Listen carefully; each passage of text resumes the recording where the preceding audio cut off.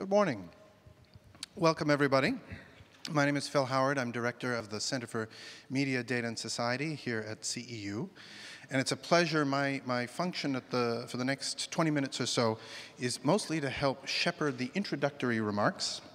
We have several guests, several different kinds of organizations who are behind today's event.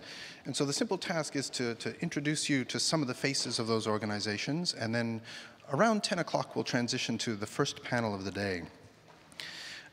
I'd like to point out that we have several hashtags for today's conversation, and you can start already. Twitter can be a great way of generating questions from the audience that we can interact with, and of course keep in touch with the community that's on live stream for the event. Our tags are New Media Net and ECPM. They're in relief behind me, and the center tag is CMDS at CEU. So I know we have several students here. There's going to be a lively conversation over Twitter as we go. So our conference today is hosted by CMDS with the support of the European Commission under the European Center for Press and Media Freedom Pilot Program framework and the OSCE representative on the freedom of the media. We've got 4 guests, and as I said, these are welcome remarks. So first, let me introduce John Shattuck, head of the university, Central European University, and I'll pass the microphone to him. John. Thank you, Phil, and welcome to everyone. What a wonderful turnout for a very important subject, and I'm delighted to be here to welcome you and to introduce this. Let me just say a few words of introduction. Most of you don't need this, but at least it gives you a framework about CEU. CEU, as you know, is dedicated to the principles of open society, like our colleagues at the Open Society Foundations and here at the Open Society Archive. This is really the way in which I think the whole topic over the next 3 days will be examined, I'm sure. But we here at CEU are a global village. We are students and faculty from over 100 countries. We come to this place to connect and to engage, particularly to engage in open discourse and open discussion and open inquiry. You know that CEU was founded in order to revive and really celebrate the principles of intellectual freedom here in Central Europe, the only part of the world that was successively dominated by both fascism and communism. And so the revival and celebration of intellectual freedom is not a hollow act on our part. It is a constant and steady commitment that we make. Today, I think above all, what we teach at CEU is the principle of information literacy. How do you navigate this very complicated world in which we live, where we're bombarded every day with so much information, so much more information than was available just 10 years ago as a result of the digital communications that we're all engaged in. And at the same time, how do we understand the media transformation that's going on? Not only the rise of the social media, but to some extent the death of the traditional media. And how do we manage, how do our students and all of us here engaged in this inquiry manage to make our way through this forest of information? How do we test sources? How do we understand from where we're getting information that needs to be questioned? How do we separate fact from fiction? It's always been difficult, but I think it's even more difficult today, because what you get on the internet and the digital age is a set of narratives of people talking to a large extent to themselves or to each other. And how do we reach out beyond that? How do we use the digital tools that we have to promote communication and to avoid being manipulated by them, which I think is probably the biggest danger, in a sense, that we face? And then how do we promote freedom of expression while at the same time pushing back on media regulation, which is rising all the time and in increasing danger? And then how do we protect privacy while reducing secrecy? So these are all basic questions I know that will be examined in this conference. And I'd just like, as a personal matter, if I may, to say that this is the space in which I began my own career many years ago. I won't tell you how long ago, but you can tell when I cite some of the examples.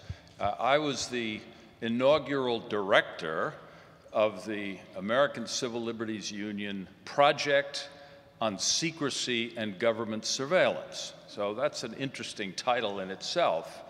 My first two major cases were the case involving the Pentagon Papers, which, of course, you remember was a large document about the Vietnam War that had been produced by the United States government, in which there were efforts to try to get access to that information, and the New York Times and the Washington Post went to court against the government, or the government went to court against the newspapers and tried to prevent them from publishing it, and the result was they were published. There was freedom of expression allowed in that context. And then I also was involved in the Nixon White House wiretaps, in which I defended people whose telephones had been wiretapped under very ancient technology,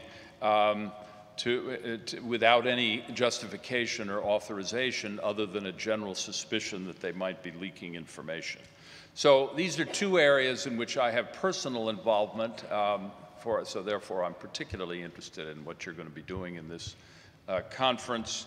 I think the key lesson that I draw from my own early experience is that the use of research and advocacy can be extremely important in promoting freedom of expression and protecting the rights of individuals in the context either of a digital communication or a more ancient form of communication than we saw before the internet. So welcome to everyone, and thank you so much for having this conference here at the Open Society Archive and at CEU.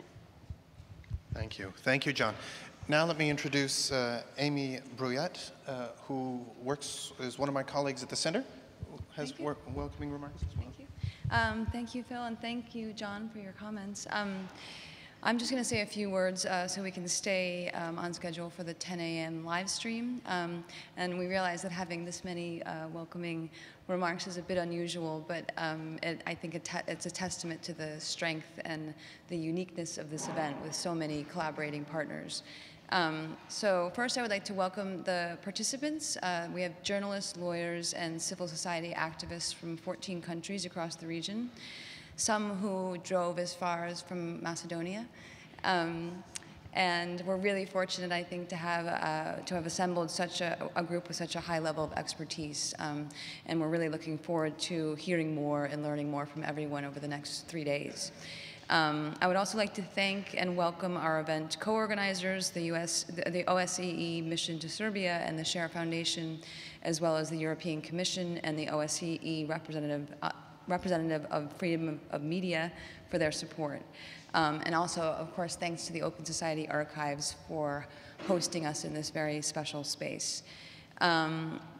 So for CMDS, this event is part of our ongoing project, Strengthening Journalism in Europe, which we're conducting in partnership with the Center for Media Pluralism and Freedom at EUI in Florence. Ours is one of 4 projects that are funded by the Commission under the European Center for Press and Media Freedom pilot programs, which you'll hear more about over the next few days. So again, on this event and this project has given us a very special opportunity to collaborate with the OSCE and with the Share Foundation, and it's a collaboration that we hope to continue as we as part of our goal to help build a regional and a European-wide network of journalists, media lawyers, and watchdog NGOs.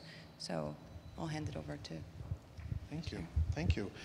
Gordana, do you want to try that mic? So Gordana Jankovic is head of the media department of the OSCE Mission to Serbia and has some welcoming comments too. So I'm glad to welcome you as well. I don't think I will go very long. Just wanted to say that for the OSCE mission in Serbia and the Share Foundation, this is the second gathering of this kind, which gathers per country a lawyer, a journalist, and a media and internet activist.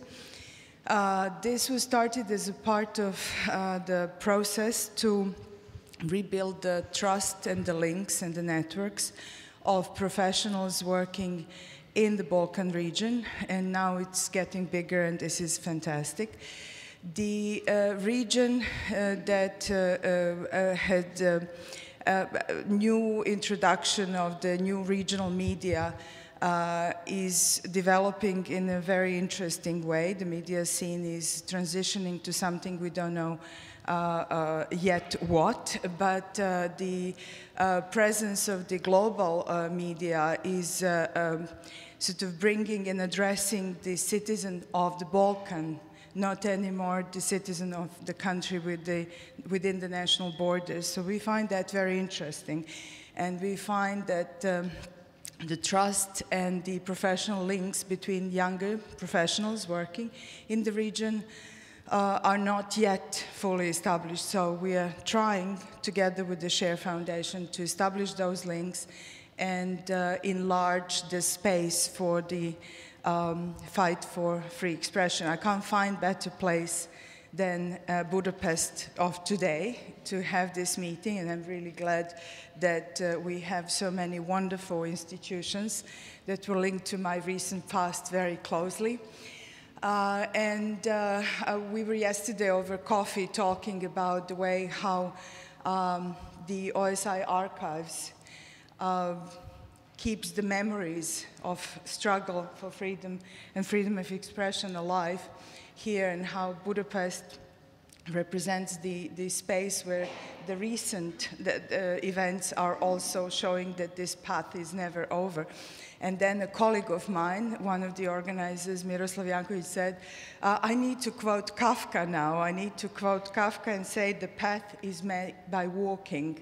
So I hope this conference represents another path of fighting for sort of joint, a joint goal, better communication between people without the borders, and also better joint struggles for freedom in the media freedom of expression area. Thank you. Thank you. Thank you. Well said, Gordana. Next, let me introduce Vladan Joler. He's director of the SHARE Foundation for some comments. Yeah. Hello. I would like to welcome you in front of SHARE Foundation. SHARE Foundation is maybe a little bit different organizations that most of organizations here represented. We are coming from mostly activist background, and so it started like maybe 3-4 years ago when we organized one of the biggest gatherings of internet activists in Belgrade, in Serbia. And then we moved to Beirut, we moved to a lot of crazy places, including, for example, house of ex-President Yanukovych a few months ago, where we organized one conference for cyber activists and people who are like trying to defend themselves, mostly journalists. So for us, why we are here is that basically we want to create a network. Why we want to create a network? Because we believe that we cannot do most of the things by ourselves. We are sharing the similar or the same problems. And last year in Serbia, we had like really, this year in Serbia, we had like a really demanding situation, because like we had like a lot of cyber attacks on independent media, we had like a lot of censorship cases. So in order to address all of those problems, we need to collaborate, because as individual organizations, we are not strong enough to address those problems. So for us, these kind of gatherings are really important, because we can try to create the network that will allow us to address all of those problems. So I hope you will enjoy in these 3 days of this really, I hope so, nice gathering. And I hope at the end of this we will be stronger in a way that we will be more connected to each other, so we can continue our fight or whatever it is. Thank you. Thank you. Well said. I think, yeah, well said. I think democracy advocacy takes many different kinds of actors and many different kinds of teams. let me pass now to the person who's ostensibly our host in this physical space, Ivan Seke, Senior Research Fellow and a counselor here at the OSA. Thank you for hosting us. Dear participants, you are now sitting in the Goldberger House, more precisely in the Galleria Centralis of the building, which is the headquarters of OSA Archivum, or with its full name, the Open Society Archives at Central European University, which is a unique custodian of documents from the recent past and an innovative supporter of open research and, as such, maybe open journalism too. On behalf of this unique institution, which is your host this morning, I do hope that it is not only this impressive physical space which will make your staying here remarkable, but also the spirit of the institution, about which you will have the opportunity to watch a short video at the end of this morning's program. So I wish you inspiring discussions for this session and for the whole conference. Thank you. Thank you. May I have a round of applause for our hosts in different forms? Our next session is on open journalism. It'll be chaired by my colleague Ellen Hume. So we'll have a brief intermission, come back in a few minutes with the next, or the first substantive panel. Thank you. We'll actually start right away. Okay. Okay, Your team is ready to go. to the barricades.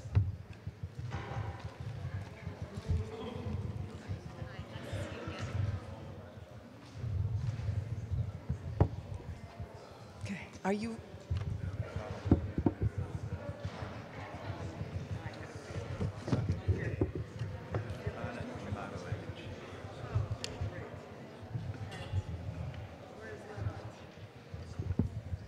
Is Lennart in the hall? Is our other panelist in the hall? Lennart Kucic? Ah, here, thank you.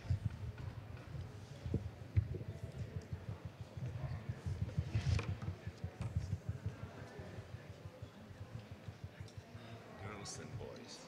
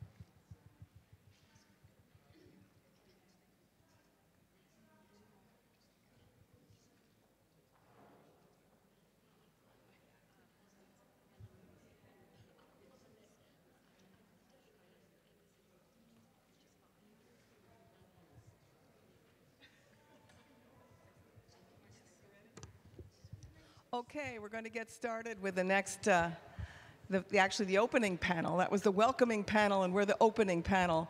I'm Ellen Hume from Central European University. I'm privileged to be the Annenberg Fellow in Civic Media at the Center for Media, Data, and Society. The longer the title, the less the power.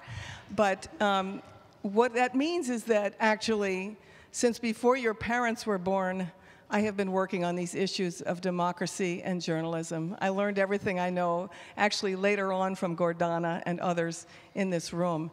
It's wonderful to be here.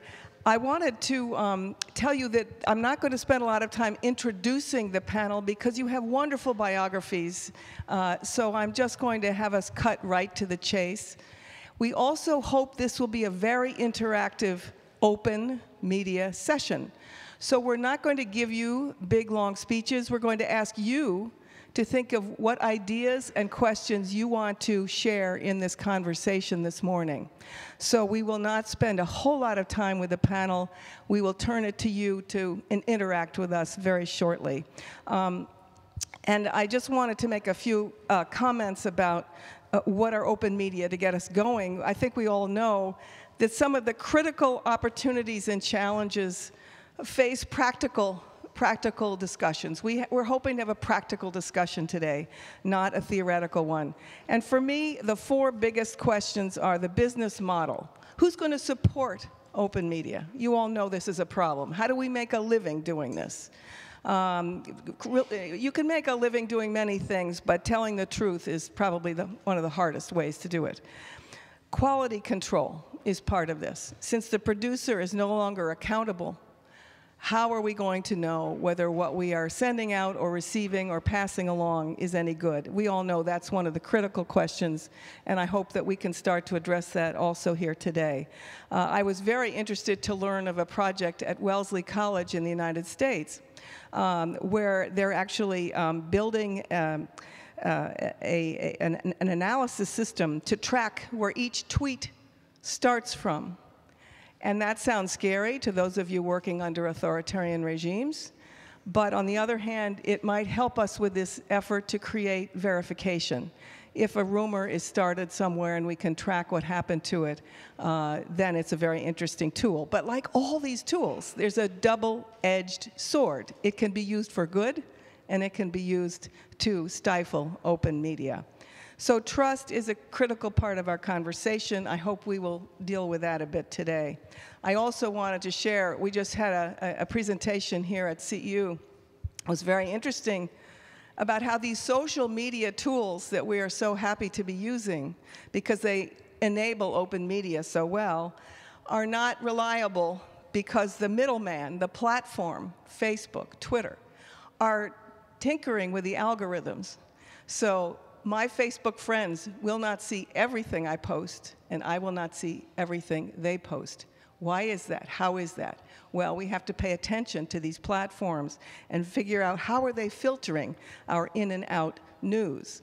Also, we heard from a scholar who's in the room here today, Amelia Arsenal, about how paid propagandists are dropping little artificial news tidbits into all this with ulterior motives. Perhaps it's public diplomacy, perhaps it's just propaganda, perhaps it's commerce. And these little news tidbits going into our news flow will distort the picture we get of the world. We all know this as people who are creating and struggling with open media.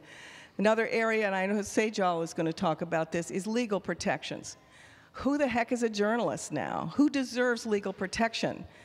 If the journalist today is, as I think, anyone performing an act of journalism, posting a video, a photo, a news bulletin from their mobile device, then how is this going to work under laws that address journalism protection, free speech, privacy, copyright, and libel?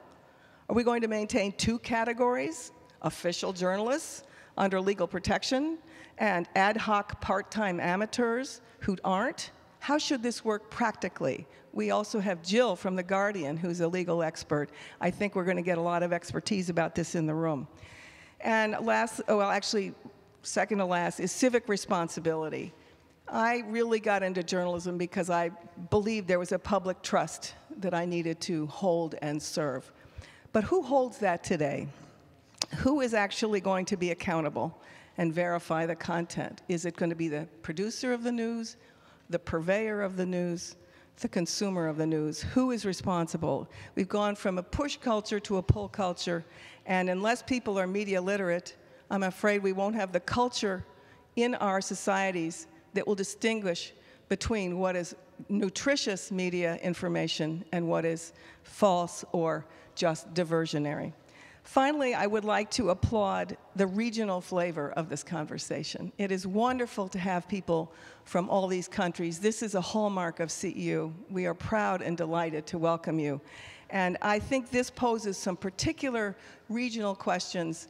What are the regional contours of open journalism in Central, Eastern, and Southeastern Europe? Does open journalism provide solutions for achieving vibrant, independent media? In countries where media outlets are struggling with financial, government, regulatory, and market pressures? These are some of the issues you've probably brought here. So panelists, I'm inviting each one to take up any of these issues, or even in one that they would prefer to inject that I haven't said, and give us a provocation or a piece of advice. I've asked each panelist, as I said, to speak only briefly at first. And we will start. Frane Marojevic, who is a senior advisor at the OSCE Office of the Freedom of the Media, is going to give us a talk that Dunya would have given us if she had been able to be here. So will you please just start with Dunya's comments? Thank you, Frane. Good morning. Thank you very much.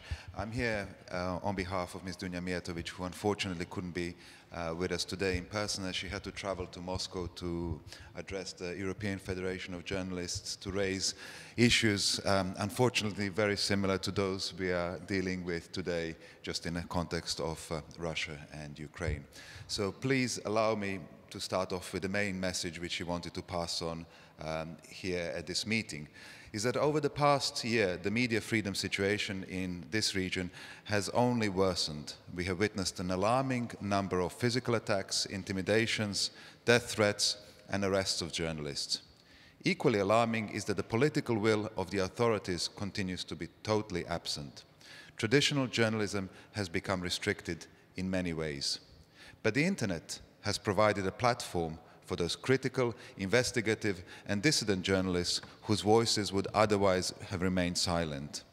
This new practice of involving also the readers using their contents stirs up a variety of questions, as you have mentioned, social, legal, regulatory, and ethical. However, it is important to note that our basic human rights remain the same, offline and online. To be clear, there are aspects of the internet that do need to be regulated. Other areas, however, should be totally out of reach of government control. The challenge is to jointly identify areas that benefit from no or from self-regulation, and on the other hand, effective approaches for addressing other issues. For example, we can all agree that minorities and minors need to be protected. We also agree that we have the right to privacy, but how do we go about it? Just take the issue of online anonymity. Staying anonymous in many parts of the world is a precondition for voicing political dissent. That, if expressed in open, could prove to be life-threatening. However, it is also an online anonymity that criminals think will give them cover. We also have the right to information, to seek, to impart, and to receive information of our choice. It should not be up to anyone to decide or to define what kind of news or information it is to our benefit, or worse, to a particular party or government's benefit. Today, it is almost impossible to estimate the number of blocked websites in different countries. For example, in Turkey alone, more than 50,000 websites are currently blocked. Earlier this year, both Twitter and Facebook were silenced for weeks, YouTube for months. The restrictive internet law of the country was modified twice in the last 7 months, each time adding provisions that further curb online freedom of expression. Other countries also resort regularly to silencing online voices that are considered harmful or critical to those in power. In Serbia, we have seen an increasing trend of hacker attacks on critical websites. Social media platforms are interfered with. Social media users are arrested and interrogated. Just in the past month in Bosnia and Herzegovina, internet servers of the Fena News and Buka magazine were attacked. In Albania, the website of the public broadcaster was hacked and replaced with provocative images. There has been a steady tightening of the regulatory environment throughout the OSCE region. The excuses and pretexts are well known, often relying on an all too popular appeal to national security. It is really a matter of a regime trying to control information. In short, the notion of internet freedom is being challenged, and this trend represents a clear and present danger to media freedom. I mentioned that in many times the indispensable political will needed to change the current situation. I can only repeat how every other effort is meaningless if the political will is missing. There are international standards, including the OSCE commitments, which all of your governments have already signed up to. One of these commitments also relates directly to the issues that we are dealing with today. If I can quote, "The right to the freedoms of opinion and expressions are in fact strengthened by the internet. And the OSCE participating states should take action to ensure that the internet remains an open and public forum for freedom of opinion and expression as enshrined in the Universal Declaration of Human Rights, and to foster access to the internet." That is what your governments have committed to. These are very straightforward words, and the governments are accountable to them. We need to see how to best use this and how to preserve this one internet that we have, how to ensure that it remains free, safe, and global. How much or how little regulation is needed, when and where, what type of regulation fits what purpose. We need to be clear on whom do we need to protect online and why. Which areas are better off without regulation, which profit from self-regulation, where have we succeeded and failed, which measures are just over-restrictive or fig leaves to hide other objectives that regulators, legislators and politicians might have. Unfortunately, when it comes to the internet, there is no textbook solution for regulation or legislation. Shaping policies to advance media freedom online is a challenge we all have to do and contribute together. So this is what we would like to see as a part of this discussion in the next few days. Thank you very much.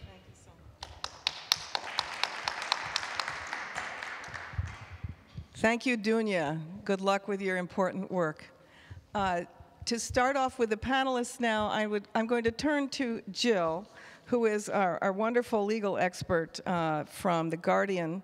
And Jill Phillips is well known, I'm sure, to many of you. The Guardian has been a leader in open media support and offering as a platform and an ally, and also creating a lot of it. So Jill, would you give us some thoughts about open media now?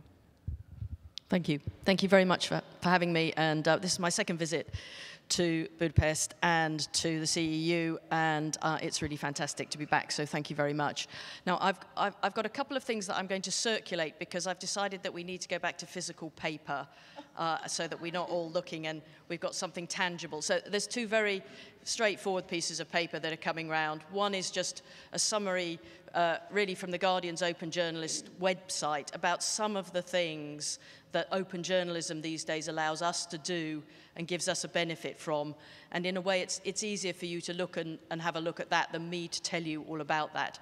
And the second thing I'm circulating are some photos of some trotting horses, which I will come to in a minute.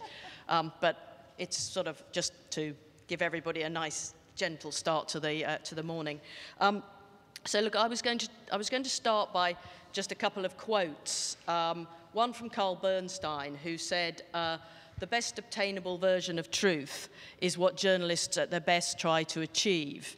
And the other quote I wanted to start with, which is one that Alan Rusbridger, my editor, likes to use, is from David Broder, who was a sage of the Washington Press Corps many years ago. And he used to say that this is what a newspaper is: a partial, hasty, incomplete, inevitably somewhat flawed and inaccurate rendering of some of the things we have heard about in the past 24 hours, distorted despite our best efforts to eliminate gross bias, by the very process of compression that makes it possible for you to lift it from the doorstep and read it in about an hour. If we labeled the product accurately, then we could immediately add, but it's the best we could do under the circumstances, and we will be back tomorrow with a corrected and updated version. Now, it seems to me that one of the big things that open journalism has allowed us to do is to really advance that process. We can do these things not over the course of 24 hours or 48 hours or a week, the long read on the Sunday that you used to get when you analysed the week's news. Nowadays, this is happening all the time. And that's one of the big benefits for open journalism. Another big benefit is more people are involved. The old days of the journalistic elite have gone. Journalists used to be the people who told you what was happening, and inevitably they did it from their own perspective, with their own views. Nowadays, you've got a much more rounded 360-degree idea, and that's why I wanted to circulate the trotting horses, because for those of you who don't know Edward Muybridge, he was a photographer way back when, and there was a whole debate around whether horses, when they trotted and galloped, whether their feet touched the ground or all four were off the ground at any one point in time. And it was a long, ongoing debate, and he managed to solve it by taking lots and lots of photos very quickly of the horse in its various moves, and you've got those circulating, and they do show that there is a point in time when the horse's feet, all four of them, are off the ground. And it always seemed to me, I went to an exhibition of his and just saw, and what he was doing was a 360-degree analysis of things. He was looking at it from every possible angle, and what you realize is that every angle has a different perspective. It has something to add. It adds to a tapestry that becomes deeper and richer and wider, and says things that I couldn't say, that one of you could say. And that seems to me, that's one of the great benefits of open journalism: plurality of voices, more transparency, all these things that it offers. So those are some of the good things. The benefits that The Guardian has got as a journalistic organisation in the last few years, I've put those two pieces around, you can see, but we've had the Arab Spring, our reporting on the Middle East rising, Julian Assange, the Edward Snowden, on a personal sort of level in the UK, our reporting around what happened to a chap called Ian Tomlinson, who died during some riots. That all came about because of open journalism. Someone sent us a video. We'd been reporting on it. We were able to look at this. Other people sent us the video. That video told a story that otherwise would never have properly been told. And I don't know if any of you are listening to, there's a rather fantastic radio thing going on called Serial at the moment, which is an analysis of an old US murder case back from the 1980s, and it's on a blog, and it's just doing this really detailed analysis, bit by bit, time over time. I mean, and then that's what's fantastic. But there are all sorts of responsibilities and challenges that come out of that. Now, I'm going to leave Sejal to do most of the legal challenges, but I did want to say, just from a personal perspective, again, when I started as a media lawyer back in 1984-5, we could micromanage legally what the product was.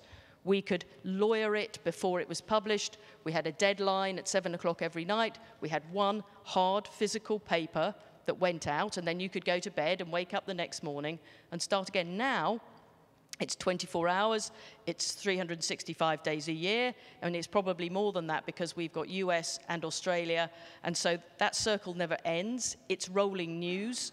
So if I look at something on our website now, in 10 minutes it might have changed. So the legal risks just through that process are enormous. It's not just about UK law anymore, it's about global law. I don't know anything about Hungarian media law. If we publish a story about a Hungarian, I've got no idea whether I'm breaching the law or not. Plenty of people. Yeah. And so, there are all sorts of practical issues around that. But also, I think journalists are themselves much more exposed. You know, they have a higher profile. They're being challenged on their accuracy. That elite role that they had is no longer theirs. And some of them find that quite hard. It's very challenging for them. You know, journalists' names go on pieces. That's, from the commercial journalist, that's what you do. Your name is there. There's a lot of people who can say more safely, maybe hidden behind anonymity. Is that good or bad? You know, Oscar Wilde said, give a man a mask and he'll tell you the truth. But, you know, journalists have been doing that with their names and their heads above parapets for a long time. So difficult areas around there. And in addition to the sort of challenges around who is a journalist, you know, there are some of the things that Ellen's touched upon. So, you know, what standards do you apply to the internet? Is The Guardian to be subjected to the same principles as Vice or BuzzFeed or Twitter or a citizen journalist or the BBC or Google? Who controls all these things? Who's going to set those standards? Who's going to enforce them? And how do you enforce them? And finally, I just wanted to touch briefly on verification, which seems to me, again, to be a really difficult issue. And to do that bit that The Guardian does so well, and the mea culpa, those of you may recall that we had this great Syrian lesbian blogger who we relied on for quite a long time to tell us what was going on in Syria, only it subsequently turned out that this was a sort of 20-year-old man based in Scotland who'd been pulling the wool over our eyes very successfully for far too long. And we had not been challenging enough to our own journalism about this. And when you're taking stuff from remote sources, there are responsibilities around that in terms of how you verify those things. So the final thing I want to say was on control. You know, again, at the moment, we're all sort of reeling slightly from Google Spain and the right to be forgotten case and trying to decide what we do about that. And that raises issues about who is controlling information. I mean, you know, information, Article 10 rights have always been about receiving and imparting information. And there's always been a bit of a battleground around who controls the flow, the state, the journalist, the private individual. And I think one of the things that's come out of Google Spain are there are 7 sort of potential interested groups or organizations who are going to be involved in this debate. So, you know, you've got Google and your search engines. You've got the individual who's got privacy rights. You've got state regulators. You've got the publisher, people like my organization, the traditional publisher. You've got the public who have the right to receive information. You've got state courts, and then you've got European or other courts. So there are all these interested groups, and at the moment they're all fighting and battling over who ultimately is going to sort of control, if you can, any of this. So that's enough from me. Thank you very much. And I'm really looking forward to the rest of the morning and the debate. Thank you, Jill. I, in fact, love the image of the horse's feet off the ground, and I want to pair it with the Kafka quote that Gordana gave us, that we make the path by walking. So let's not be horses off the ground this morning. Let's be sure that we stay practical as we look at these issues. I think that you have had an enormous amount of practical experience to share, and I know there are a lot of interstitial moments when you will be able to network and talk to Jill about your own practical questions and issues. Thank you so much. I wanted to turn now to Lenart Kucic, who is himself a technology and media correspondent. Can you share with us from your own setting, how do I pronounce it, Delo? From your own news organization, from your own work, how you're facing these issues of open media?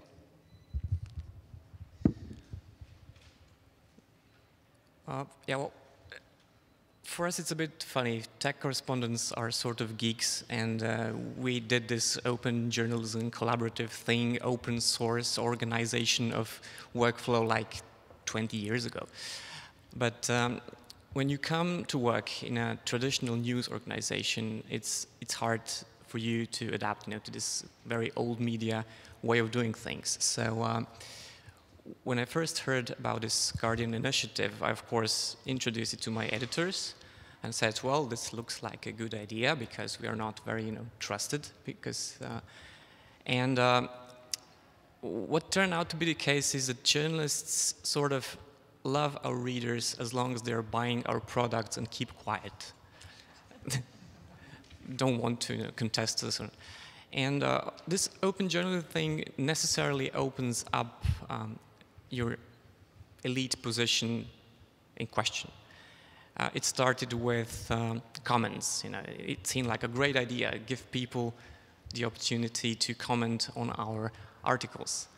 And everybody thought it was great, but as first anonymous comments appeared under your article, you didn't really feel this good. Or you actually start feeling like maybe we should block it or edit it or don't let those people comment it, or at least do something about anonymous comments because we're getting all, it really becomes pretty nasty. And the same happened whenever we opened up to the readers. It created a lot of problems on what to do with it. It's hard to make any useful points, from the comments, because a lot of it is just, comment or even evil or not really useful. I can't say that in my entire internet journalist career I have ever seen a comment under any of the article threads that could actually lead to an interesting story. Maybe it's just a question of tradition, but it's not very useful. Traditional sources still remained the same.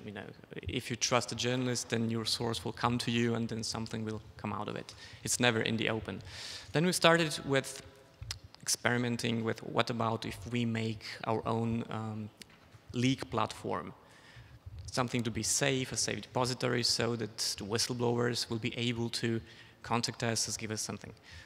But it again turned out not to be the case, because what we got was a lot of astroturf, a lot of stuff that cannot be verified, a lot of things that were written very emotionally about I'm being harassed by the boss and blah, blah, blah, and all the rumors about things. What can you do about it?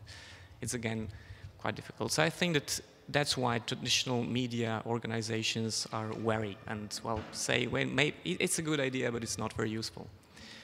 But how to get more trust? I don't know. A year ago, I was invited by a small startup to become a member of a, let's say, advisory board. And their idea was, we want to have this competitive advantage on the market. We want to make this different. We'll be open, we'll be transparent. And they were actually talking about this open journalism concept. They were crowdsourced. They went to the people, to the industries, to startups, to the readers to support the case. They said, we want to raise 25,000 euro, and if we can make it, then we have enough for a year to make an experiment. And they reported, every month they had reports who contributed, how, and they had stories.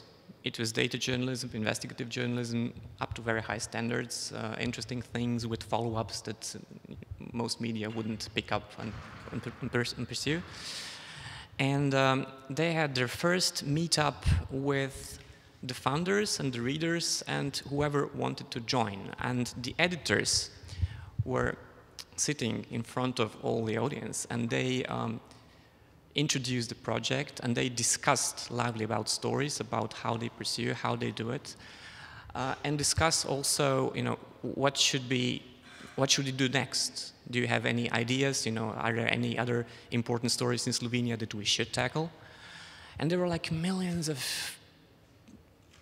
ideas, what should be done. But at one point, the poor editor said, well, we're a startup, we have 20,000 euro, we cannot save this country. No, we cannot be an NGO and journalists and the government and the Anti-Corruption Commission. We're only journalists. What we can do is we just present the facts, give it open, give it up to discussion, and civil society and you as citizens, we also have to do our part. And there was also an interesting sigh by the editor, being flooded by all these ideas. And he said, well, I'm receiving so many emails on what should I do and what should we cover. But at the end, it's not really making my life any easier to have all these comments and ideas, because at the end, I'm still the editor, I still have to decide and take responsibility.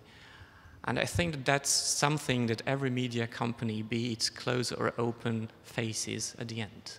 You are still the editor, you are still the one who signed under your article, and it's still the best approximation of truth given time and deadlines.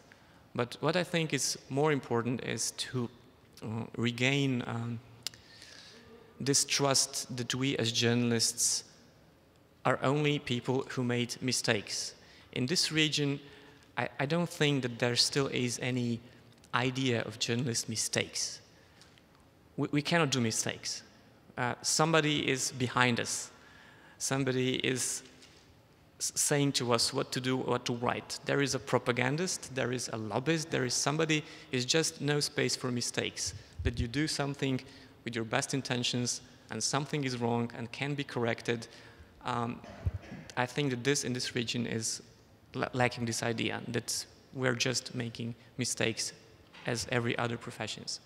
Everything is very near to conspiracy theories. And what you can do and what those guys at this small news portal can do, and are probably now the only media in Slovenia that have this verification process to say, well, yes, we can make mistakes, but we have these open data sets, we have these methods, and we made these articles with such conclusions, and it can be verified, and you can also comment on that. So I think that this verification, or the process of verification, is very important if any news organization should regain some trust that's been lost in the last 20 years.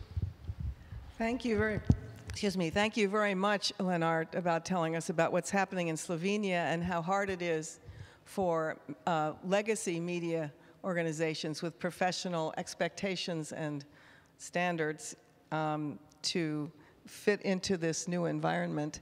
But I do think you've touched on an important point, which is that the legitimacy of the old media has really been under assault for good reason.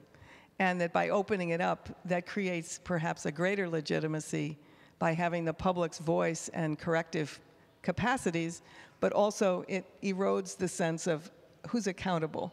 And you as the editor feel you still must be accountable for your own news product. And so this is the great tension. The idea of the conspiracy theories in this region, I have to say, this is a huge problem. People, I don't think, really understand the journalism process or what its professional ideals are, and are more likely to think that it is some sort of conspiracy, and sometimes it is. So you've surfaced some very important issues. I think that that's a good voice for us. I would like to turn now to our own from CEU, Sejal Palmer. She comes to us originally from a varied background you can read about. She's now an assistant professor in the Department of Legal Studies, but when I first met her, she was working at the Great British Press Freedom Organization, Project 9. I'm sorry, Article 19. It's too early in the morning for me. Article 19. Sejal, could you share with us some of the legal aspects that you've been thinking about? Sure. So as a human rights lawyer, as an international human rights lawyer, I think my contribution could be answering two very fundamental questions.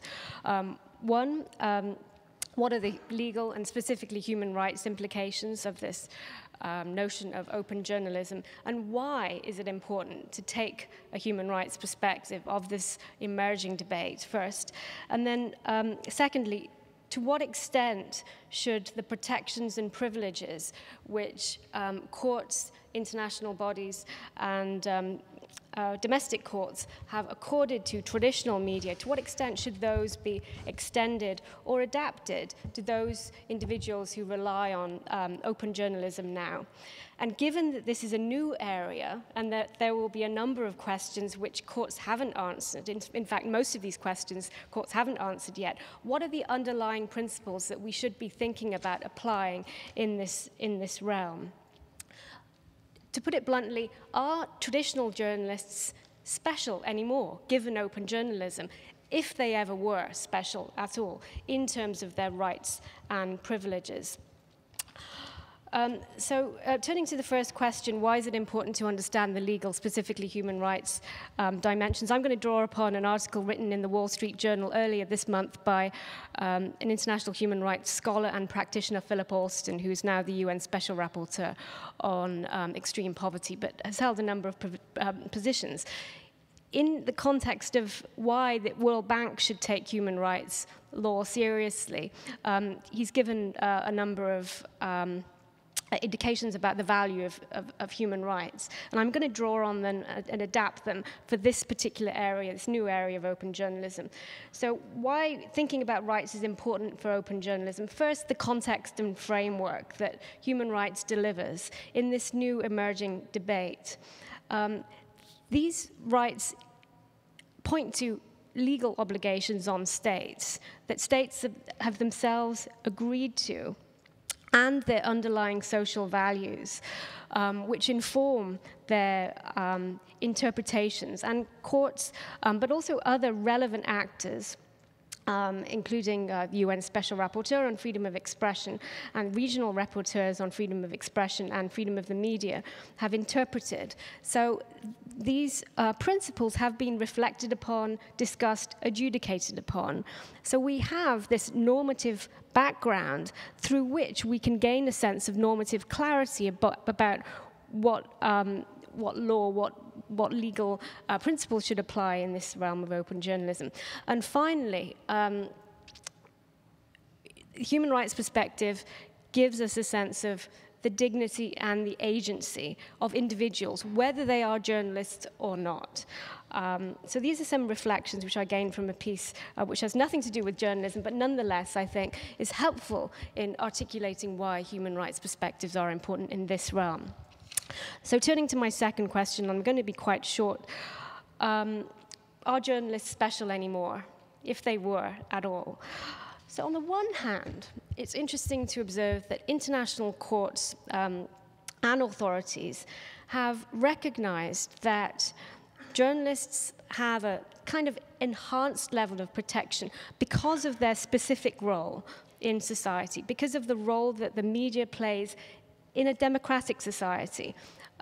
It's been variously referred to as one of the cornerstones of society, or the media as a public watchdog in society. And as a result of that, the media has had a sort of enhanced role. And this has manifested itself in various ways. I've done some work on the protection of journalists recently from physical attack and violence. And it's interesting to see how seriously, or not, but courts take attacks on journalists as being violations not only of the right to life, but also of the freedom of expression because of the particular role they play in society. And as a result of that, journalists' protections include protections against being attacked. And the duties on states relate to the duties to punish violations of the safety and physical integrity of journalists, as well as the duties to protect journalists from attack and prevent them from being attacked. But in addition, there are these functional aspects of the journalist's work, which has meant that courts have recognized certain freedoms that they have, certain protections that they have in addition. So these include the freedom to report on matters of public interest, freedom to present information in the way they choose, and editorial freedom as well. A freedom to exaggerate, to provoke, a freedom to make mistakes, in fact. Given the perishability of news, there is also jurisprudence on the need to get the story out there. The perishability of news means that journalists do not need to check absolutely all the facts in a report published by a government agency. They can accept it to get the story out there. The journalist can assume, in other words, that the report has a certain status and the facts are correct. And one of the most important dimensions of the protection of journalists is the confidentiality of journalistic sources. This is a crucial aspect of the pre-publication phase of the journalistic process. And if the confidentiality of sources is compromised, that means that there is a huge chilling effect, not just on media freedom, but also more generally. So there are certain special, if you like, journalistic rights and privilege which are out there. However, the premise of this whole discussion from a rights perspective is freedom of expression. And freedom of expression is not just a right which is exercised by the media, but by all, whether online or offline. And the question is, to what extent do some of these privileges, such as confidentiality of sources, the freedom to exaggerate and provoke, to what extent do these apply to those who engage in open journalism? Now, there are a number of reasons why journalists, traditional journalists, aren't so special anymore, and you can make a case for this in various ways. So I have 5 arguments for this. The first is that increasingly international authorities, in particular the UN Human Rights Committee, the UN Special Rapporteur, the OSCE Special Representative on Freedom of the Media, have defined journalism expansively, not to define who is a journalist as such, but the function of journalism specifically. A function which the Human Rights Committee has said in its authoritative interpretation of international law on freedom of expression, General Comment 34, if you're interested, a function shared by, quote, a wide range of actors, including full-time reporters, but also analysts, bloggers, and others who engage in a form of self-publication in print or on the internet. The Committee of Ministers of the Council of Europe has also adopted an expansive notion, and what is interesting is that in considering attacks on journalists and media workers, just in April this year, the Committee of Ministers highlighted that in terms of those who are subjected to restrictions on their freedom of expression in the public interest, it's not, of course, just journalists who are under attack, but but individuals who, quote, contribute to public debate and exercise journalistic activity and public watchdog functions. So the first argument is about this expansive notion of journalism. The second is that there are many protections to journalists which are already extended to those carrying out a public watchdog or a social function. Specifically NGOs who are acting in the public interest. And this has been well recognized by the European Court of Human Rights in particular, including in a case concerning the Hungarian Civil Liberties Union. So you can make an argument that because of this extended role to individuals or groups operating in the public interest, that actually those who engage in open journalism should also have access to such protections.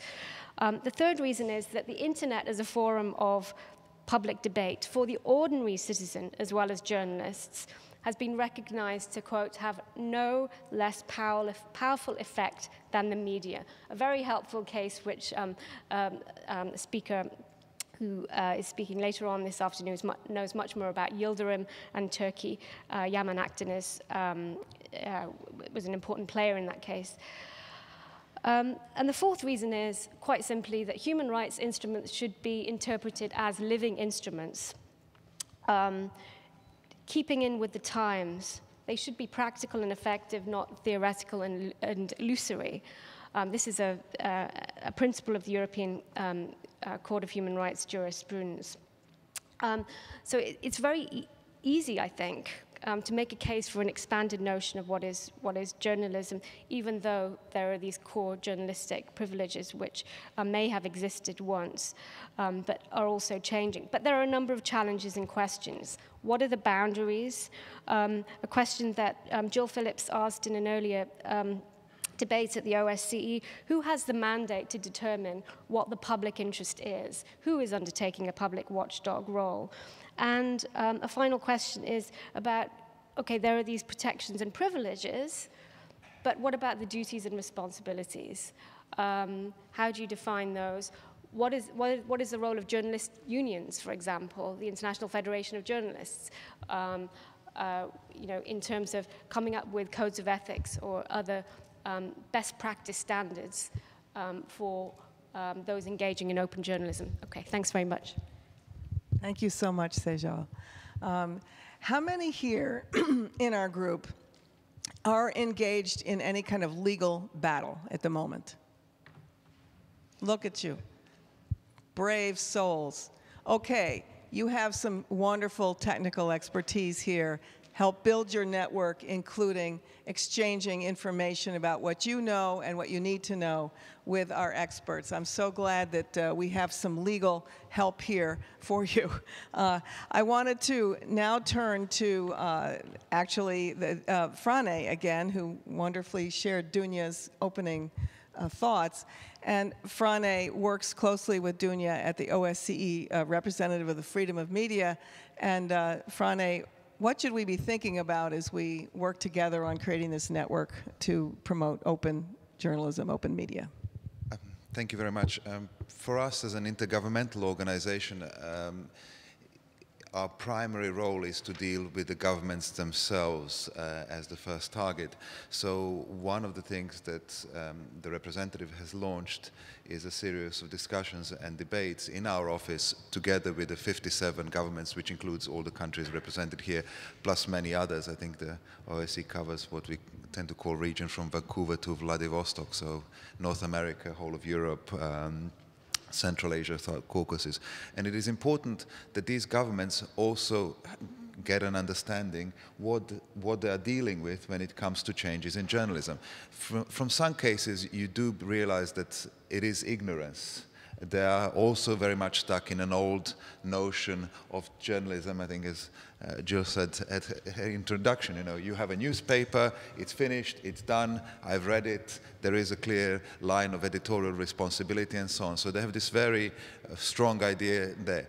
Of course, there are many governments and many people in governments who also take this opportunity to clamp down on dissenting voices, on other voices, as I said already in Dunya's remarks, that these are opportunities for governments to oppress as well, because they see, oh, these people are not journalists, and there is a new level of debate and discussion which is happening online, which may not be happening through some of the traditional media. So what we have done in our office is try to engage the country representatives themselves, the states and the governments in this debate, so they can understand what we are dealing with, what we are talking about, and so they can at least try to ensure that when they start designing policies, they do take human rights into consideration, and in this respect, from our own perspective, the right of freedom of expressions and the right to free media as important cases and important points.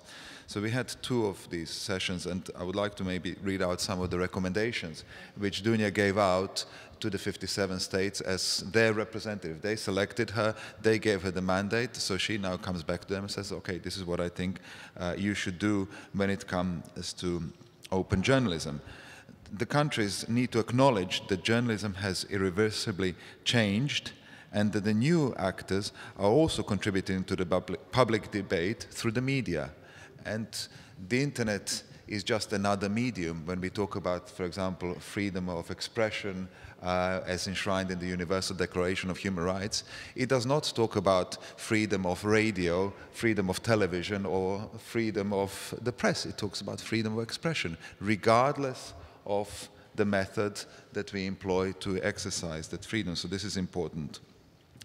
I think you just mentioned here, the countries need to refrain from trying to define who is a journalist. This was difficult to define more than 25 years ago, and it's even more complicated today. Do not do it. It is not possible, it is not useful, it is not helpful. I think what we can talk about is the act of journalism, and even that becomes more difficult, also difficult to define, and what is the public interest and so on. These are very complicated, and each case in each context needs to be taken on almost a case-to-case basis. We cannot put down a prescription and say, okay, this is it, because it will change, it will develop, it will evolve. So this is important. As I already said, human rights remain the same online, offline, or as I would like to say, they remain the same whether you're in a bath or outside the bath and, you know, on the moon and whatever. But the new media actors, the new people involved in this process need to enjoy at least some of the protection and privilege that were in the past granted to the traditional media. And the last point so far is that there is a need to improve media and internet literacy for the public so that they have a better understanding of the new environment and that they can also be part of the critical assessment of the process and where the information is coming from. And you mentioned this whole complicated idea of checking, of verification. It is a complex issue. But the people who are consuming also need to understand what they're consuming, how they're consuming, that a tweet may not be the whole truth and nothing but the truth. In a way, we, let's say, some of us grew up in societies where what you saw on television is the truth. What you saw at 7:30 on the main news was the main truth of the day. And this was never the case in the first place, and that is definitely not the case today. When you have a plethora of sources, you have bombarded with interest. And if you look at, let's say, any of the big current issues, and for me, particularly the crisis in Ukraine, was very interesting to follow from the social media aspect, from the news aspect. The number of sources that are coming in, but the number of disinformation, the number of propaganda that is also being placed through the social media channels to try and affect is just amazing. It is incredible. And you really need to be able to sit back, check, filter, and have a better understanding what you are reading, what you are consuming. So it is important for the governments to invest in this as part of, I would say, a greater education effort, so that people have an understanding of what it is that they are dealing with, how they are consuming news today, as was the case, as opposite to the case that was before. Thank you so much. That was very rich.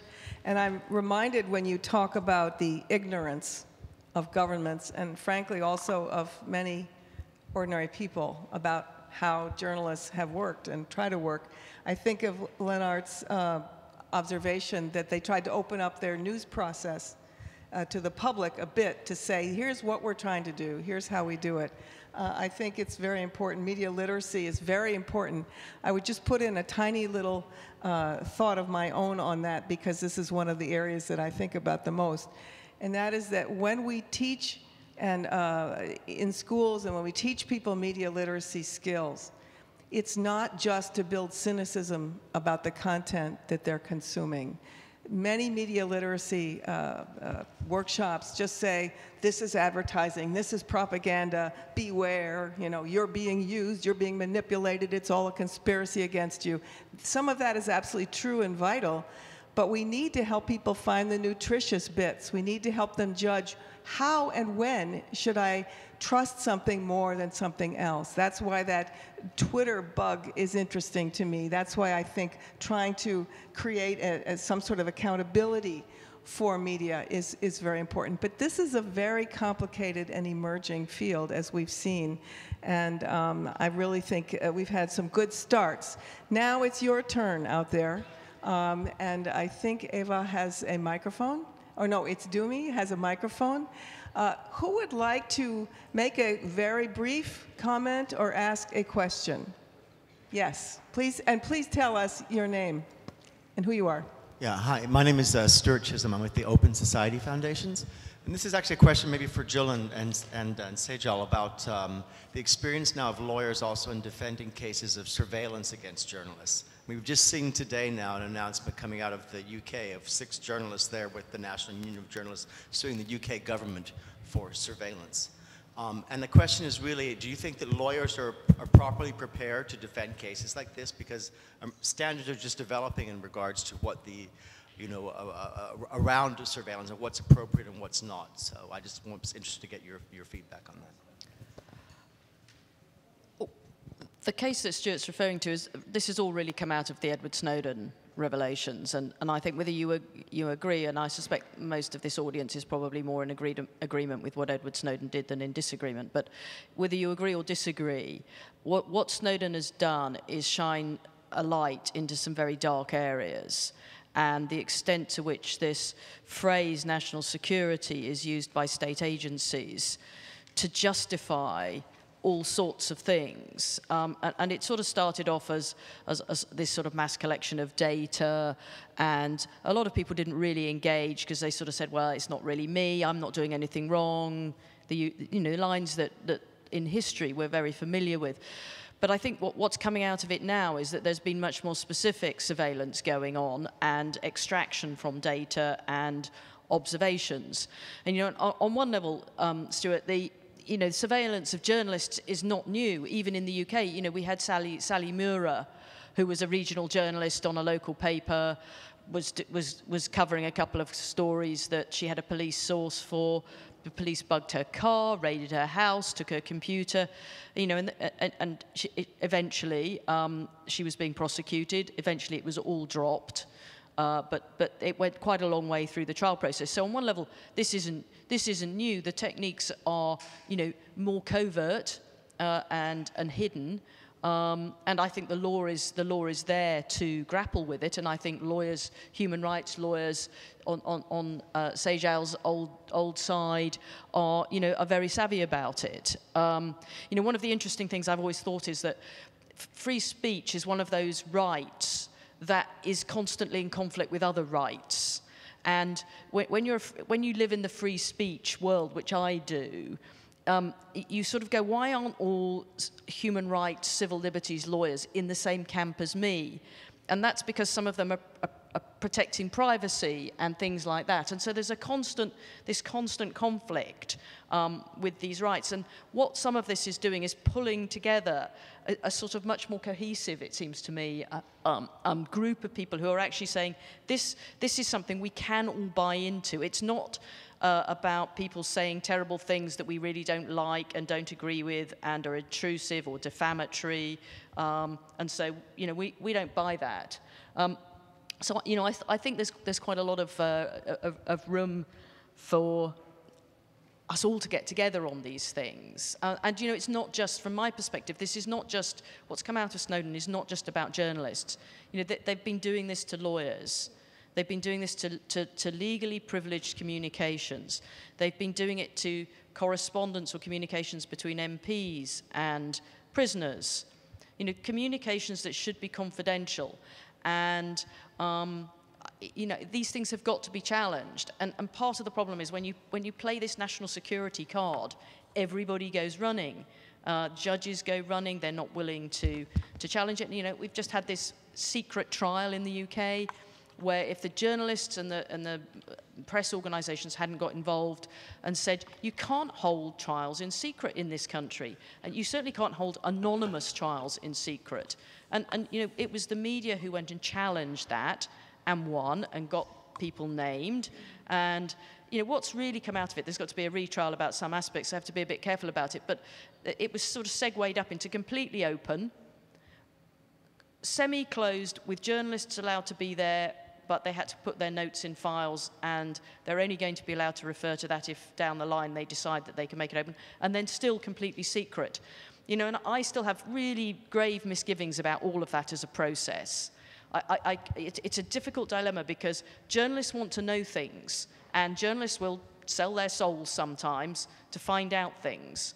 But if you do that, and actually what you've done is you effectively allow the government to have more secrecy because they can control it. I'm not sure about that. So I think there are all sorts of, really, and this is as Ellen said, we're in a learning process here.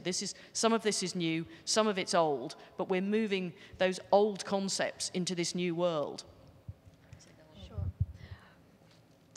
I'm actually really glad that these cases brought on behalf of journalists are now trickling through, because so far the overwhelming emphasis in the post-Snowden era has been on the right to privacy. And actually it's only now with the Bureau of Investigative Journalism in these cases that you get a specificity in terms of which groups are particularly vulnerable, and it's the media and it's, yes, lawyers. There was a very interesting, for everybody's knowledge, a very interesting report done by ACLU and Human Rights Watch over the summer on the disparate impacts of NSA surveillance in the United States upon journalists and lawyers in the US, taking a rather small pool, only about 50 journalists who work on national security issues, but looking to see how surveillance has chilled their speech, not only chilled their expression, their reporting, but also made it slower. So surveillance has had a number of sort of different impacts upon journalists' activities. The concern in the cases that I know of emerging in the UK has been concerning chilling effect, yes, but also specifically how dragnet surveillance under the legal framework in the UK has impacted upon the confidentiality or the protection of the confidentiality of sources. Because if the security agencies are surveying journalists' communications, then the protection of the identity of the sources is no longer there, and that's threatened. And yet, from a legal perspective, as I indicated, that is one of the most sacred, if you like, protections that journalists have in the European context. I think this is just the beginning of the cases, actually. Gavin Miller QC is involved in the Bureau of Investigative Journalism case. This one, I'm not sure whether it's linked or has similar issues, but yeah, I think that there are going to be more brought by journalists. And actually, just in terms of the advice to everybody else, I think this should embolden and hearten, especially those involved in journalism in Europe, that there is the possibilities for challenging surveillance based on national security justifications on the grounds of journalist protections out there. So yeah, you can watch this space, but also understand the legal protections so you can protect yourselves and argue your cases too. Pranay? I just wanted to jump in with something else. I mean, I think it's very good that there is a debate and a discussion happening on these issues post-Snowden now in the UK and the US. It shows a healthy, democratic, vibrant society which is debating these issues. What I'm more afraid of is the countries where these issues are not being raised or debated. I think it's been mentioned that this is, by Jill, that this is not new. I'm pretty sure that the governments always wanted to know about what the journalists were talking about and the correspondence with their anonymous sources. So I can only assume that many, many other governments are also engaged in the same kind of activities. It's just that we don't know about it at this point. We have a hand up there, the gentleman in the green. Hi, thanks. Over here. Yeah, my name is Doman. I'm from Slovenia. I'm supposed to be the NGO guy from our group. And I have a question which might sound silly, but still, is there your own media people? And often in the public discussions, we're often talking about what should the media look like? So what kind of information should the media gather, should the media research and stuff like that? But do you as media people have like internal debates about what the public should be like? So if we're reversing the role, is there an ideal type of public who reads your media? Oh, I love that question. You have to let me go first, please. I spent years and years as a journalist trying to get the public to care. And I had a terrible time with it. And I know you out there doing your great journalism are finding it hard to get traction when you write an expose. Some people in the room I know have had tremendous effect from their stories. Of course, we've talked about Edward Snowden, who is technically not a journalist, although we could have a long debate about that, who had a huge effect, and others in this room. But how do you not only survive writing an investigative piece, because some elements will come after you, certainly, but how do you get the public to care? How do you get them to act? In a democracy, in an open society, this is one of the great dilemmas. That's why I wanted to just return to this issue of media literacy. the way we try to build protection for ourselves is by having a public that cares, whether we're dead or alive. A public that cares that we have the ability to get this information out, and that we do this correction every day, as you mentioned, that we don't just give one story, but that we keep updating the story, and we're sure we're open to new information, even if it's not good in the comments section, it will come in some other ways. If we don't have public support, if we don't have an educated public that knows the difference between the propaganda and the real efforts, and I call them efforts, that journalists make, whether they're professionals or non-professionals, then we're sunk, we're finished. So you NGO guys out there, you have such an important role to help us build a civil society culture that supports journalism. But I would not want to speak alone. Please, Lennart, speak. And if I just one more remark. I'm not talking about recognizing proper journalism, whatever that is, but I'm talking about reacting. How do you measure engagement of your readers? So you publish a piece about, I don't know, a government being corrupt. What's the appropriate public response, or what's the appropriate metric to measure public response? Is it protests? Is it call for resignation? Is it, I don't know, yeah, sorry. Well, it depends on each case, obviously. Sometimes it protests. The internet tax here in Hungary sparked some really interesting protests, and they've changed their policy for one reason or another, which we still have to learn more about. But did you want to speak about the answer to that? Well, for the first part of the question, a couple of weeks ago, I had a very interesting discussion with a guy. He's a former classmate, and he's a doctor. And I was quite surprised when he said, well, you know, you and I, or our professions, they have something in common. Because if I say, well, I have a headache, or something is itchy here, or my guts, you can say pretty much whatever you want. You can say, well, have an aspirin, or maybe marijuana is really, I heard that marijuana is really great for migraine. And you can also try, you know, these magnetic crystals that are sold there, or maybe you can do it. You're not a doctor. But if somebody asks me the same question, I just cannot answer in such a way, because all this, you know, my profession and training and everything, I have to stick to the conventional medicine. And I know that conventional medicine is wrong. I know what Big Pharma does. I know how underfunded we are. I know that I cannot take enough time, you know, to speak to a patient. I cannot make everything correct and right. But still, you know, I have to stick to this. And you as journalists, I think, is the same. Because if you want to write, you know, an article about something and write down your name, you're in a similar position. I want to believe when I read it that you still also have something like we have, like in traditional medicine, that you say, well, this is medicine and this is not medicine. And he said, but we're also in trouble because you have all those bloggers and rumors and different sites, and we have, you know, the homeopaths, the shamans, and it's sort of difficult for me as a doctor, you know, to compete with those people because they address what people want to hear.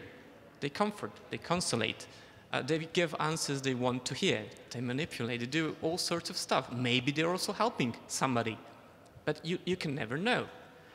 And his point was sort of that this debate whether who's a journalist or who's a doctor nowadays, when everybody reads the internet, has access to all this, is, well, in many ways irrelevant, or is just helping those people who want to dilute truth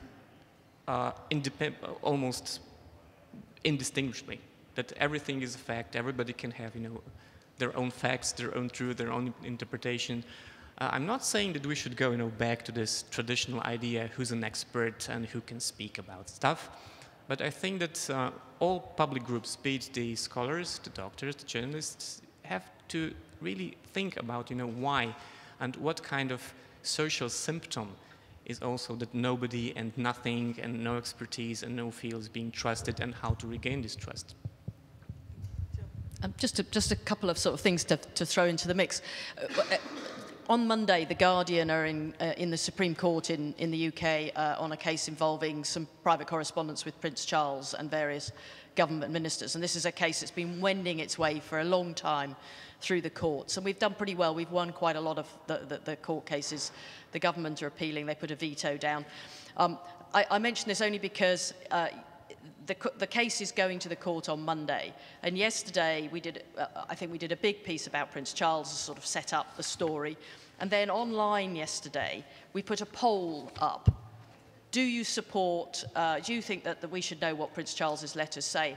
And this was done editorially and journalistically, because that's what journalists do. The lawyers were going, oh, we really don't think that's a very good idea, because supposing they say no, we don't support it. And the first thing that's going to be opened in court is the Guardian's own readers don't support the disclosure of this information. I suspect that our readers will support it because we know a little bit about what our audience is. But, you know, I think it is quite interesting. You can find out just with online polls these days very quickly. I mean, there are pros and cons with that. And the second thing I wanted to say is, you know, and this comes back to topics that have been mentioned before. Traditionally, actually, one of the difficulties for newspapers was we didn't know who our readers were, not on an individual basis. People who bought the newspaper from a newsagent every day, we knew nothing about them. We could do some surveys and we would know roughly what social group they fitted into, but not much more than that. The advantage of online is you can find out so much about your readers. You know, not just social class, age, sex, what they like, what they don't like, where they've been shopping, what their interests are, and you can start tailoring all sorts of things. So your ability to engage with your audience on one level is much greater and can be much more tailored. But I think you also have to be careful how that pans out. And, you know, even in The Guardian these days, we're having big discussions because there's a commercial end of the organisation wants to drive our traffic, wants to get us, you know, and comments, curiously, comments are considered to be a great traffic driver. You know, they're numbers, and numbers then go back to advertisers, and advertisers are what, in this day and age, are going to keep us going. So, you know, the complexities around knowing your audience and the public, you know, the Guardian's done fantastically since the internet, because we've managed to hit a global audience that was a very limited audience on hard copy in the UK. So some of these things are, you know, give you all sorts of opportunities, but you also ultimately have to respect that audience and engage with them and use their skills as well. And, you know, I think that's one of the things we've learned. You know, a couple of times we've put up documents, some complicated tax trust on something, which we just didn't understand. And we go, hey, someone out there must know what this is. Someone must be able to explain it to us and to our readers, what it is and what it means. So, you know, there are all these benefits, but responsibilities as well. So I think you want to have the public feel they have a stake in whether this news report gets heard or not. How do you organize the public? That's what the civil society actors are supposed to be helping the journalists with. So I think you'll have many more discussions during the course of this weekend. If anyone has a case study in which they can answer some of the questions that our friend here is posing, please seek him out and tell him about your experience and what solutions you might have for him. Next question or comment. Yes, Peter. I would like to ask about... Say who you are, please. Oh, Peter Moland, I'm here at CU and work on freedom of speech issues. So my question is about an issue which is crucial for democracy, the freedom to criticize public officials and public figures, and how, in your view, the evolving European approach can be reconciled with open journalism. And what I mean specifically is that in the US, one can be held responsible for publishing defamatory facts only if does it with intent or so-called reckless disregard. So if we talk about responsibility and responsible journalism, I understand it's important, but in a way it's the end of freedom of speech and freedom of the press. If that becomes a standard, So that's why it's very important that in the US, responsibility can include writing defamatory facts with negligence, with some negligence. That is still fine. In Europe, as opposed to that, in Europe, there is talk, so the legal standard tends to include responsible journalism, and that has been dangerous already before, and I finish with this, but even when editors and journalists were doing the job only themselves, but when open journalism brings in a lot more many people, then it seems to be more of a challenge. So it seems to me in Europe we should move towards the reckless disregard approach, and that's my question, how much chance you see for that, or how can you see the reconciliation of these things? Thank you. Should Europe adopt a reckless disregard provision? Well, when it comes to First Amendment protections, actually, it's not even reckless disregard.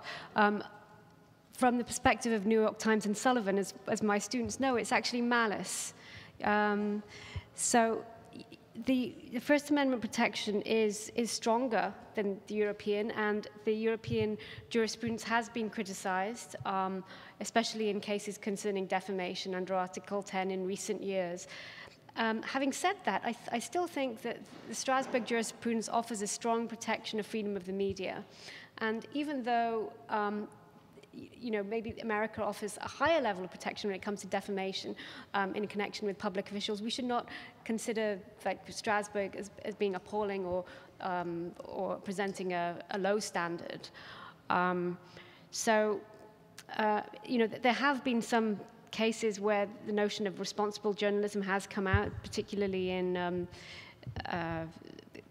cases concerning defamation from a few years ago. But I think the trend for protection of the media is now experiencing an upward swing. Yeah. I just want to say, when I hear about responsible journalism, suddenly alarm bells ring, because that's quite often the reason why the rich and the powerful use to suppress journalists. We need responsible journalism. We need more responsible journalism. Well, frankly, we need freedom of expression. And a little bit of irresponsibility is also okay from our perspective, and it's really the powerful, the public figures do need to have a higher level of tolerance when it comes to public discourse and criticisms. Of course, I mean, this should not be the right of anybody to say absolutely anything against anybody, but they do need to step back and say, look, I'm in a public position, and therefore I cannot really take everybody to court who is critical of whatever position I take. So that's why when it comes to responsible journalism, we need to be very careful about trying to put this as a priority.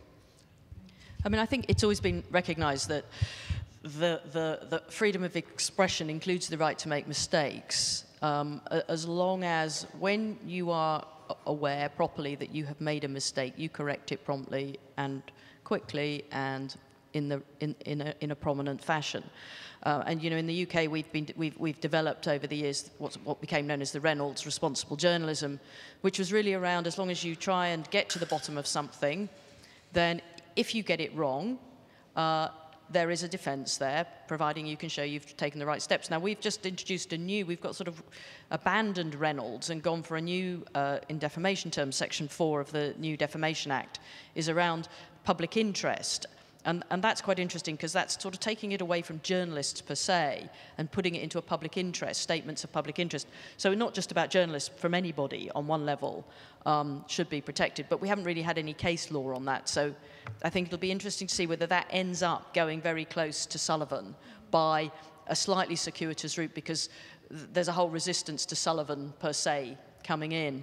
And I mean, the other thing I think is interesting, the US First Amendment specifically has in it a protection of the press. Article 10 doesn't have a protection of the press in that same way. It's about free speech, which is something that is a right we all have. So on one level, Article 10 gives you lots and lots of routes. The other thing I want to say about the rich and powerful, I mean, in the UK, and I don't know if this is a trend elsewhere, but what's happening, because we've leveled out defamation a little, is that privacy and data protection are being used by the rich and the powerful to chill and suppress. And it's a really interesting, I think, new area of conflict, because it seems to me that the Court of Justice of the EU, the one that did Google Spain, is a great privacy protector and respecter. Strasbourg has spent longer balancing those rights and is a bit more savvy, although even in Strasbourg there's a bit of a tendency, and I can see privacy, and that privacy is being used by the rich and the famous and commercial organizations, particularly corporate companies, at the moment in the UK, through data protection to chill and suppress. And you'll all know, in Europe at the moment, we're debating a new data protection regulation. The idea is to try and make it more consistent in Europe. But I think we have to be really, really careful at the moment about our natural inclination to allow people's privacy to be properly protected, but the way in which that can then be abused down the line. And, you have to sort of see the dangers of these things now, because they're lurking there. And I think, we might forget about defamation as a problem, and we might be looking at this coming from a privacy angle. We have to do a lightning round. We have only 10 minutes left in this session. So let's take a couple of questions, and each of you has to decide which one you want to answer. I'm going to take 2 questions now. First, I see a young woman over there, and then Andras. I actually don't have a question. My name Comment. is... Yeah, and tell us who you are. My name is Beata. I'm a journalist from Poland.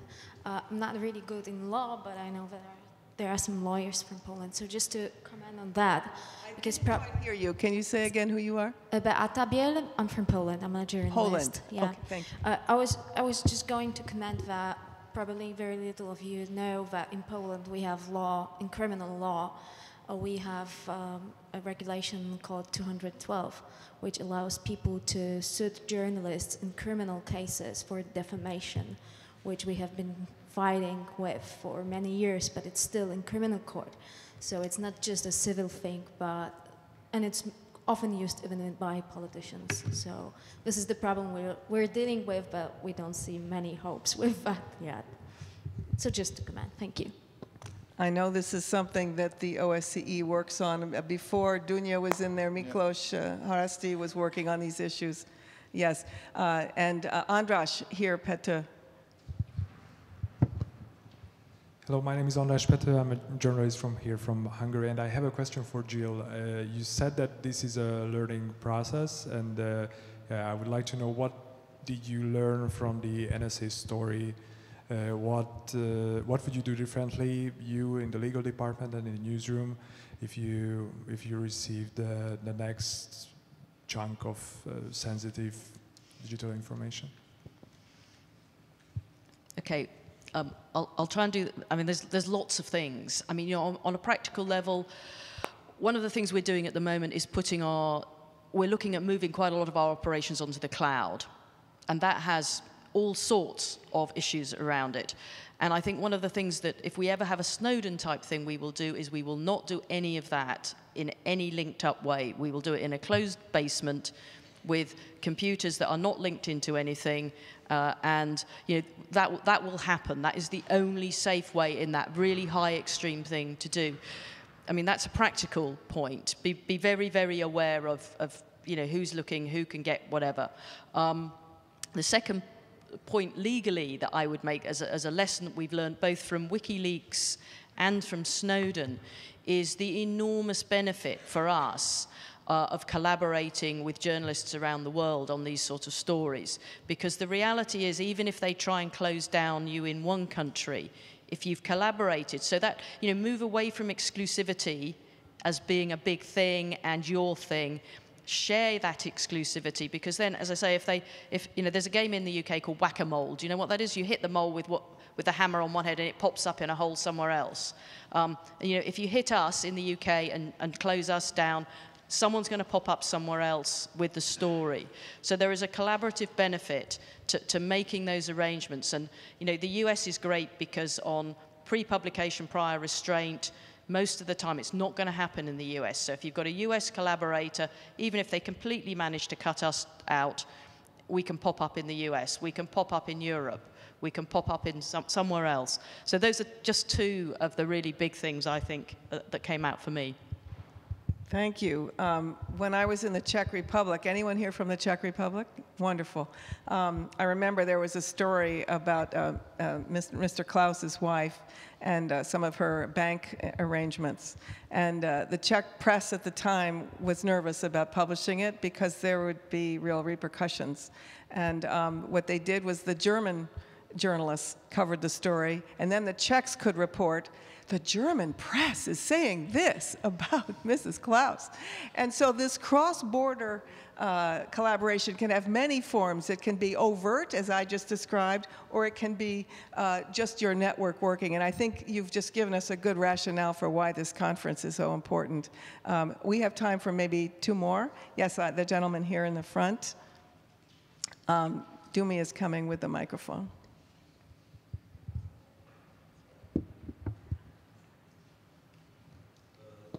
I'm Petri Saracini, coming from the Macedonian Institute for Media, and I would like to give a small example that relates also to Czech Republic and to some of the issues that were tackled here.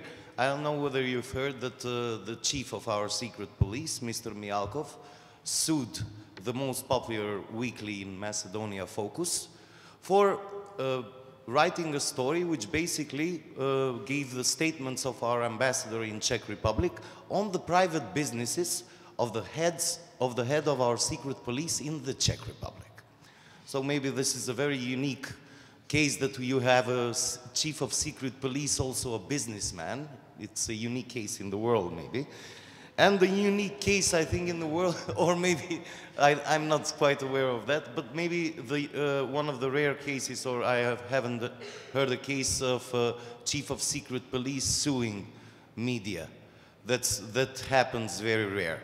The positive news from Macedonia is not the fact that Focus lost the lawsuit for defamation for 9,300 euros, but that there was an action. First, the Journalists Association was publicly asking from Mr. Mialkov to forgive. Many of people in the journalist community were angry because we felt that this is not the way it should be done, that we should not beg for forgiveness. And then we started online an action asking from Focus audience to collect the money and from colleagues journalists. And we managed to do so in less than 10 days. So the people of Macedonia paid for the aching heart or the problems, physical and psychical problems that Mr. Mialkov had. Why? For 20 years, Focus has been criticizing every government. Whenever government changed, Focus editorial policy changed. So the biggest threat for media and journalists is not the police, it's not the secret service, it's not the state, it's your credibility. If you have it, then you're fine. Your audience will buy you, you will be the most popular weekly in your country, and your audience will stand behind you in tough and difficult times. Wow, thank you for that story. Very good. We have time for one more. Yes, our Czech friend back here. My name is Eva Ondřeva. I'm a lawyer in Czech Republic, and I would like to raise a legal question related to open journalism. Because 2 years ago, people in my country found out that we are bound by e-commerce directive.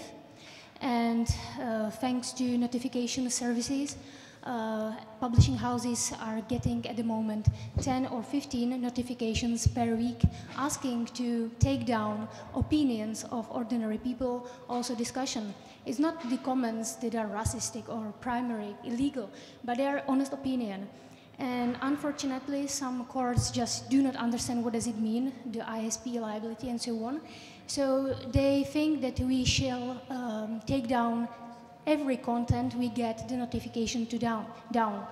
And in respect of the latest case, Delphi versus Estonia, do you think that e-commerce directive in Europe can be a chilling effect on media? And do you think that the way US is dealing with this issue is much better? Thank you.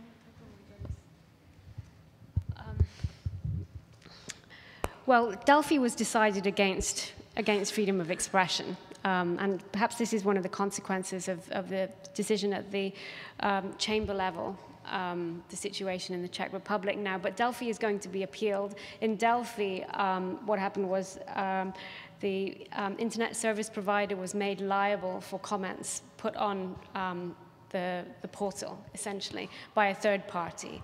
And in a decision which has been widely criticized, the court basically let the I think it was defamation. It was a defamation. It wasn't a conviction, but it was a case, defamation case. Let that defamation go or stand.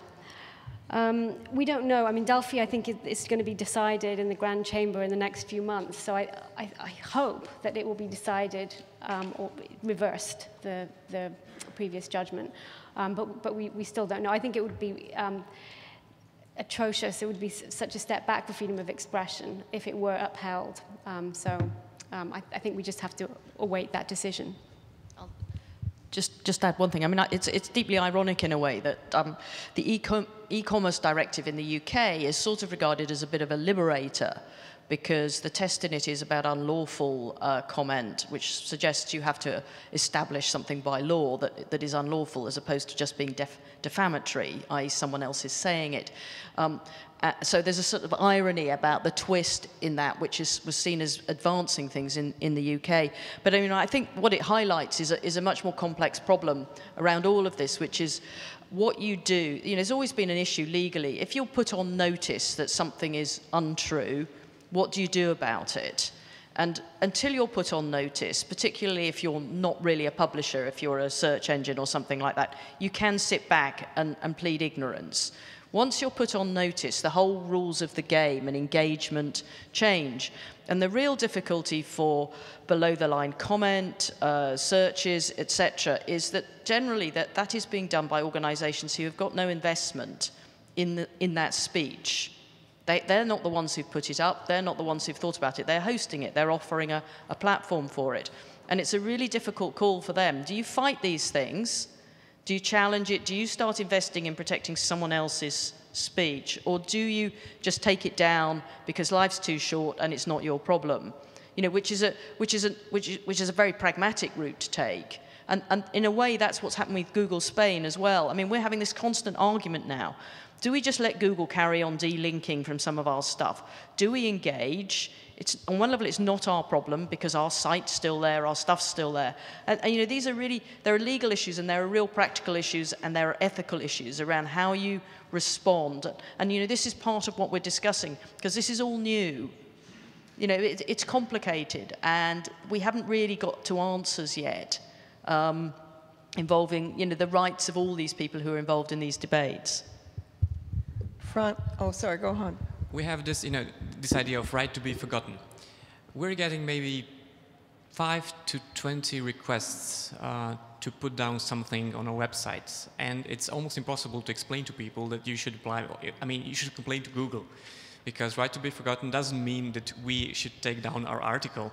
It's just about the searches. So yes, people are actually demanding us that, according to this right to be forgotten, that we actually remove content from our website, which is not the case. And I think those things are also very important and it has a lot to do with journalism. I saw a great cartoon just a couple of days ago on Twitter. It was Santa Claus. He had a computer and he had a list of, you know, naughty children and good children, and the list of good children was full and the list of naughty children was empty. And his assistant said, well, you know, the problem is that all the naughty children are, you know, applying to right to be forgotten, so they're not on this list. And that's going to be a big problem, I think, for what we do. No, I mean, that problem with regards to the European Court of Justice ruling on the right to be forgotten, we've also highlighted it and have spoken out very clearly against it as a measure against freedom of expression. Maybe I would like to deal with your point with regards to focus and defamation, and also your point with regards to criminal defamation. I think, again, on the case of focus, it puts the importance of having civil defamation, which is limited and capped, and that's something that the point that we have raised in Macedonia on a number of occasions, that it needs to be clearly. And again, my point about public officials, which in this case need to have a much higher level of tolerance. And then the third point, which I think comes into this, is that if your source of information comes from a public source, then again, do you still have the same responsibility for the checks and balances comes into play? But as you said, the representative has mentioned many times the need to decriminalize defamation, and that's something that we would advocate in absolutely all the OSCE participating states. And the last point is on the happy news from Macedonia that people chipped in together to save Focus from potential bankruptcy out of this case. I think that answers your question, is what kind of audience do you want for your media? You want an engaged audience which is ready to step in and be part of the process, and that's what open journalism also is. I think that's quite clear. It's audience that comes in and becomes part of your news-making process and part of your production, and in a way part of your financing at the end. Wonderful. We're going to wrap up now, and you're going to get a tour of the actually quite magnificent and probably useful to you Open Society Archive. We're going to have our picture taken by a drone. We have a lot of fun ahead. You've been a very good participatory group. I wanted to give the panel one last chance to do a 7-second intervention to wrap up. I wanted to know if you have one piece of advice, each of you, for our group of incredibly engaged and cutting-edge people here. So let me start. Sejal, is your advice to go to Strasbourg with your case instead of the European? Go ahead, Commission. Balance.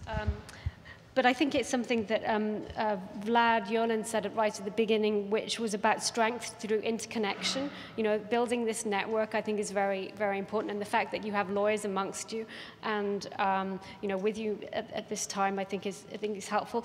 I mean, not necessarily going to Strasbourg, but, you know, or the Court of Justice of the European Union, but knowing that these principles are applicable at the domestic level and ought to be implemented by the courts, but also state agencies as well. So, you know, this is not just about going to Strasbourg. It's actually about human rights at home and freedom of expression within the domestic context. Okay, I'm just going to sort of say collaboration. I mean, collaboration on all levels, legally, journalistically, helping each other out, forming networks, making groups, because that gives everybody power and a voice. It's almost a pity to say it, but your rights apply online and offline as well. It should be taken for granted. We would not need to repeat this, but that really needs to be understood by the governments as well. Don't become cynical. Thank you all very much.